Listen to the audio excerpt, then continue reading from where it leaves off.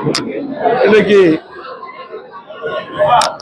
நீலகிரி மாவட்டம் ஊட்டி உதகமண்டலம் சட்டமன்ற தொகுதிக்கு வெற்றி வேட்பாளராக அதிமுக தலைமையிலான என்டிஏ கூட்டணியுடைய வெற்றி வேட்பாளர் அருமையண்ணன் போஜராஜன் அவர்களை இன்றைக்கு அறிவித்துள்ளார்கள்.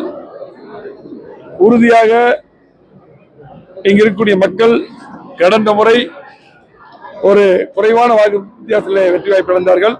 இந்த முறை இன்றைக்கு தாமரை சின்னம் போஜராஜன் அவர்கள் 25,000 வாக்கு வித்தியாசத்தில் வெற்றி பெறுவார்கள். ஏனென்றால் திராவிட முன்னேற்ற கழகம் 5 ஆண்டு காலமாக இந்த தொகுதிக்கு மட்டுமல்ல முழுமையாக நீலகிரி மாவட்டத்துக்கு எந்த திட்டமே தரல.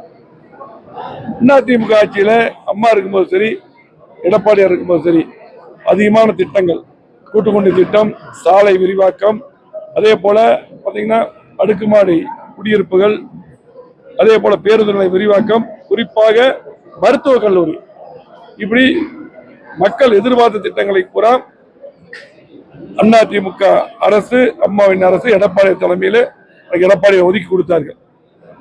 ஆகவே இன்னைக்கு பாத்தீங்கன்னா 5 வருஷமா முழுமையாக இந்த மாவட்டம் புறக்கணிக்கப்பட்டிருக்கிறது.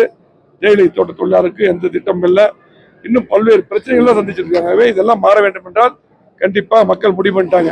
போஜராஜன் அவர்களுக்கு வாக்களித்து மிகப்பெரிய வாக்கு, கண்டிப்பா 25,000 வாக்கு வித்தியாசத்தில் அவர் வெற்றி பெறுவார். எடப்பாடியார் முதலமைச்சராக வருவது உறுதி.